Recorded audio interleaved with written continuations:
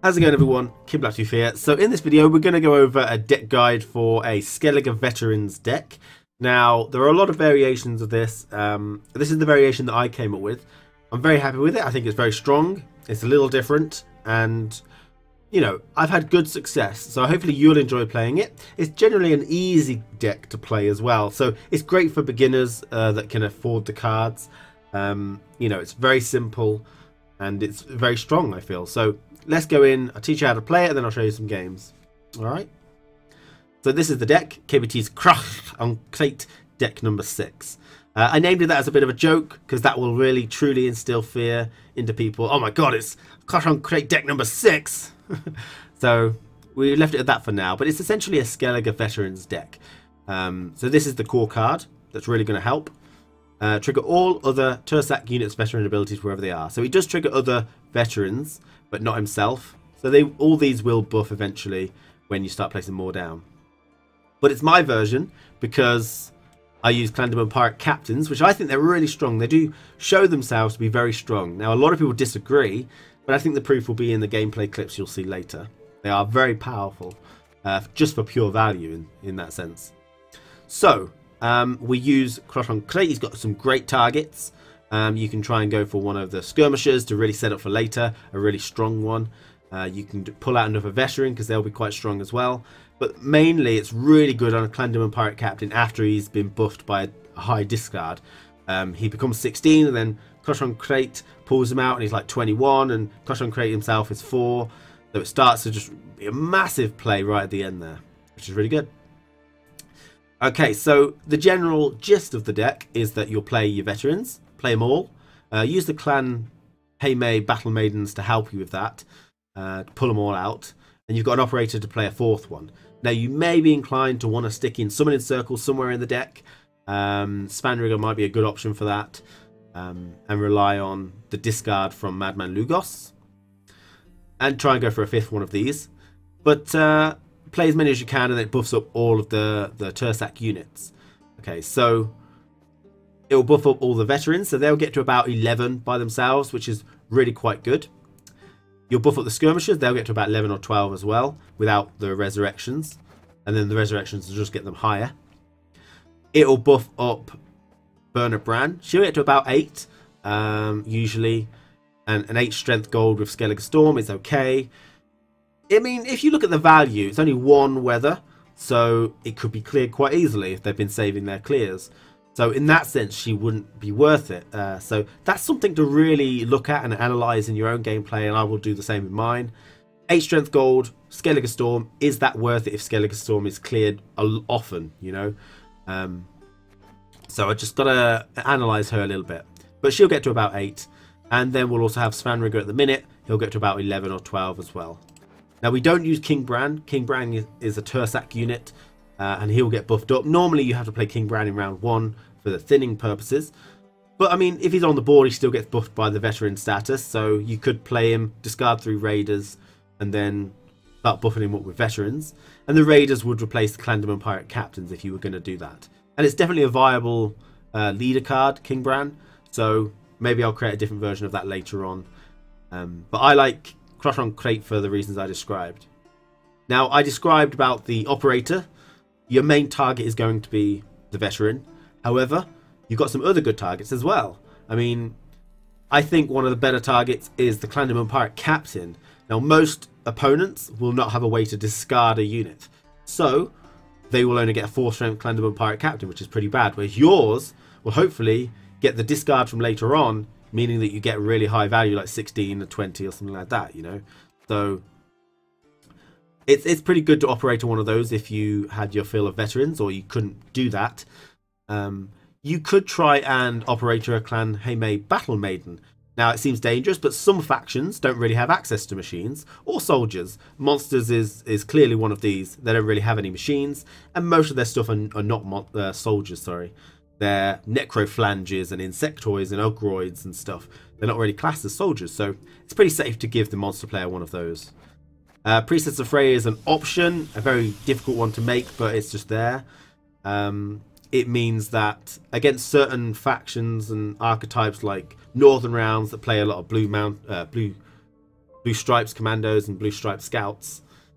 If they've got a lot of 3 strength stuff in the graveyard, it's not really good to resurrect that. So we don't have an awful lot of removal here, so that can be an option, but it's very rare that you want to do it. You could do a Armorsmith if you're playing against a very heavy weather deck, because you haven't got much wounding.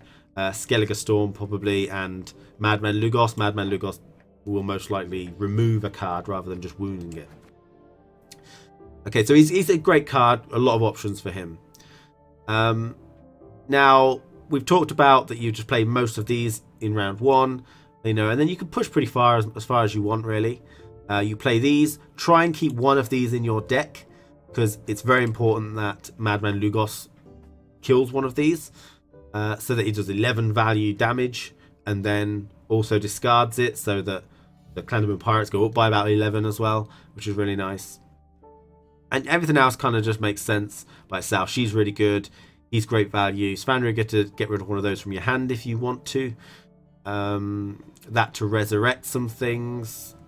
Resurrect the skirmishers. A good strategy with Priestess of Freya is if you lose round 1 and your opponent plays a spy in round 2 and it feels like he's just bleeding you out a little bit, you don't think he's going to go for a 2-0, you can resurrect the veterans and set up a little bit more for next round, which is nice.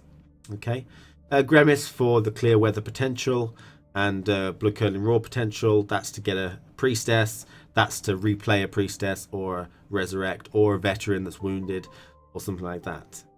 Okay, so it's pretty self-explanatory here. Now, I'm gonna, for the sake of comparison and such, weaknesses of this deck would be obviously graveyard stealing. You come across monsters with Katakan and Caretaker, and maybe even the Archgriffin to steal your cards. That's going to hurt quite a bit. Not massively. You've still got a lot of other cards you can get, but if they steal it, that means you know it's a lot of strength that you're going to get rid of. It doesn't really have much in the way of disruption. Okay, so while it's got great value, I think it has got some great value. You can't disrupt your opponent. So if you're playing against a like Swarm Northern Rounds and they get 3 of those guys on the board, you can't do an awful lot to stop it. They will gain a lot more value than you. You gain pretty much steady value that is pretty hard to stop for your opponent. Madman Lugos and Coral are your main 2 ways, and Skellige Storm is possibly a way you can try and hinder the opponent. But yeah, you're not going to be able to disrupt an awful lot. Those 2 gold cards are your main way. And some positives are that you don't really have anything worth locking in this particular deck.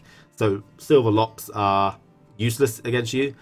And you are going to be quite hard to remove because you've got a lot of high base strength things. So the Armorsmith can work out quite well. So let's have a look at some games of this deck in action. And hopefully you will see that it is quite powerful. It is quite straightforward. So beginners are really going to like this deck, I think. And yeah, thank you for watching. Take care, and I'll see you again very soon. Patience is not a virtue I am known to have. Uncrate! Alright.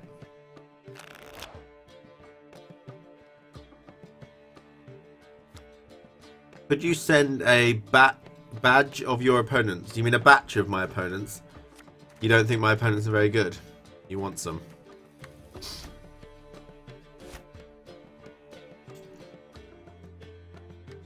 Who are we fighting? They don't usually have an awful lot of removal, do they? Yay, that's what I want. No Prey this time though. You plan any other Let's Plays? Well, to upload to YouTube, I've still got I got to finish my Cuphead, which is taking ages. Sorry, I mean no one cares anymore. But the next video is like the 2 massive ones. Vicovara is incoming. Yeah, that's true. We'll have to see what we can do about that. And I've got Sultan Sanctuary, which I played through and recorded. We've got Evil Within, which I played through and recorded. Although I only rated it 7 out of 10. I might use all his Vicovaras on that, actually. Don't really want to coral that, do I? Mayhap you'd gawk at Arcania's marvels too one day. Might go postal on stream. What, getting over it. I mean, I'm going to play The Witcher 1 and The Witcher 2 soon. Behold the goddess's wrath!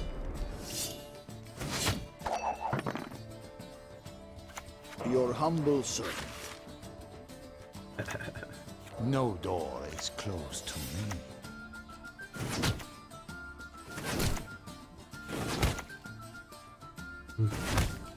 Isn't he giving me it as a resurrect though? Depends whether I want to use it as a resurrect. Stars are all the trophies I need. I mean, wait for him to play some more engine cards, then we'll have to gracefully back out. No door is closed to me.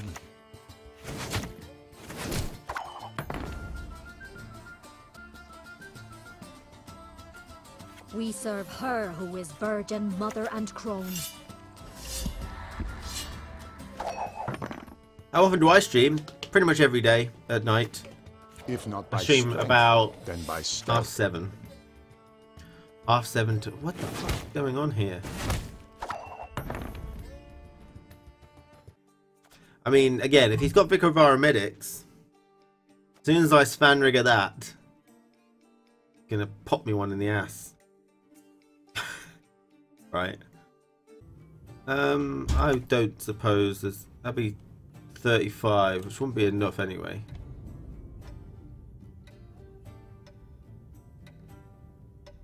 I'll pass. Very early pass there. We might have been in trouble there, but we'll see if we can't make it so that maybe dry passes, then I don't have much in. Oh, okay. Get rid of one of these. Madman is great. Basically, I can't stop him Vicar firing at least one now. Eyes, my lord. What is this? Tough choice.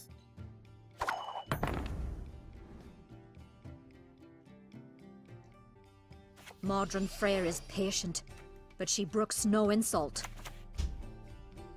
Stars are all the trophies I need.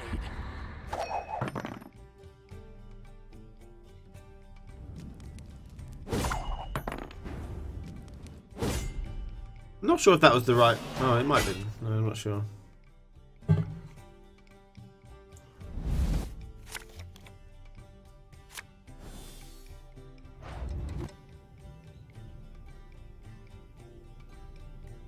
I don't think mine and Swim streams collide. I think we're pretty opposite-ended, actually. Like, yeah. My turn.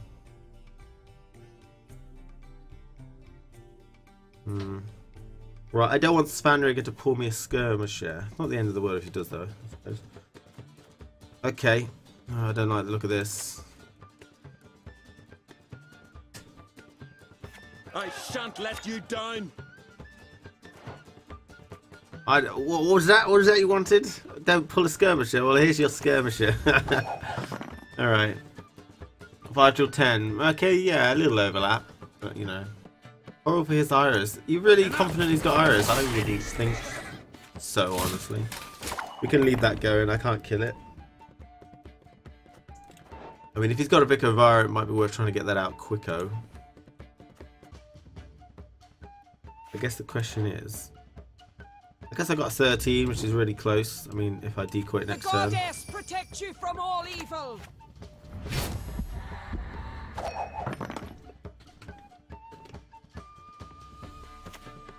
They all have Vicar of Ires. It's one turn too late. But I mean, alright. He's going for his main combo, which is still pretty good. They're pretty crazy there. Card, which I'll have a good gander at later. I mean, he could have Peter as well. So I guess the question is, do I set up for Golden Weather? I don't usually have Golden Weather, these guys. I don't really want to play on the back row because I don't want to give him the feeling like he can get rid of that. I don't want him to get rid of that. In fact, we'll just decoy it now. Yeah, we'll do. And we'll just play a 13 or something. Scars are all the trophies I need. Nope, you didn't pick over my skirmisher. You jealous? I've got it very easy. I've got it easy here. Don't be afraid to ask questions here. I will answer everything. I am known to have. Also, if you're new to the game and you're still not quite sure what's what, then I'm so very afraid.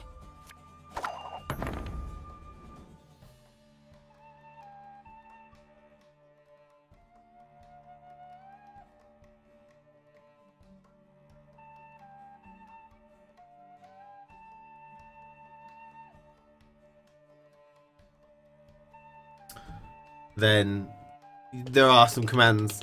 Call now! Now, come on, Asarandir, you've got to think about this. Like, I would be denying him 25, right? But he will use a card to kill that. He'll use some damage on that. That is almost a 25. That's 20 value. No doubt it'll go up when it buffs it. So, I think we can't Lugos. Actually, you can. You can, yeah. I'm gonna... too late now.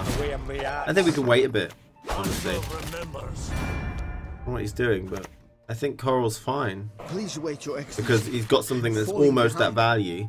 At the minute he hasn't got enough units on the board. He will have, though. The Kovara, that's not enough. Curious case. Okay, you could probably Your go for humble a servant. thing. Here we go, that's enough. But look, look at the value I'm getting on that. Way more. And he's used some damage, so he's wasting damage here. Oh shit, it didn't actually buff that one. Alright, sure. We've got an 11 strength though, so...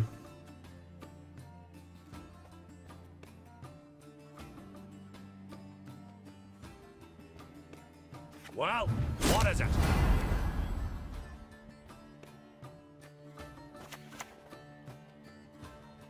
Should I use the whole 15 strength?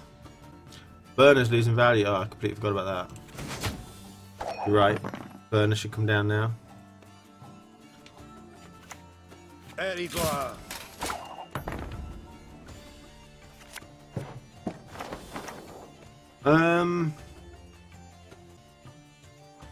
We shall do it my way.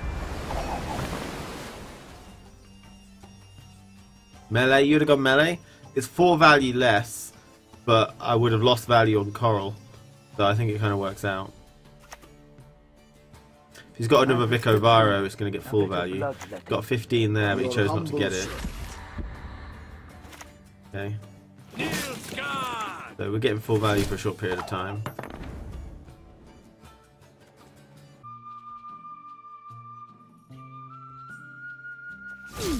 That might even be amusing.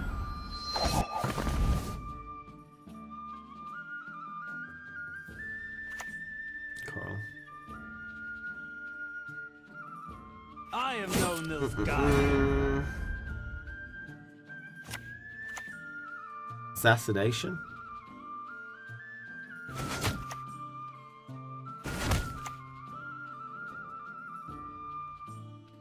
Vico Viro can steal that unit later.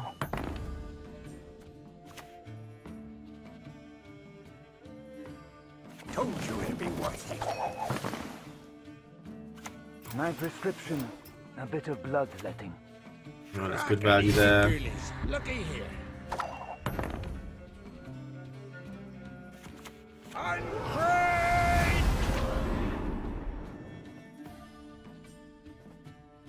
What's this on watch? What's this on watch? 21 strength, that guy. What the fuck? Where's that armor smith now? I think he was in the deck or graveyard, I'm not sure. 19 strength, that was 21 with Crush on Crate.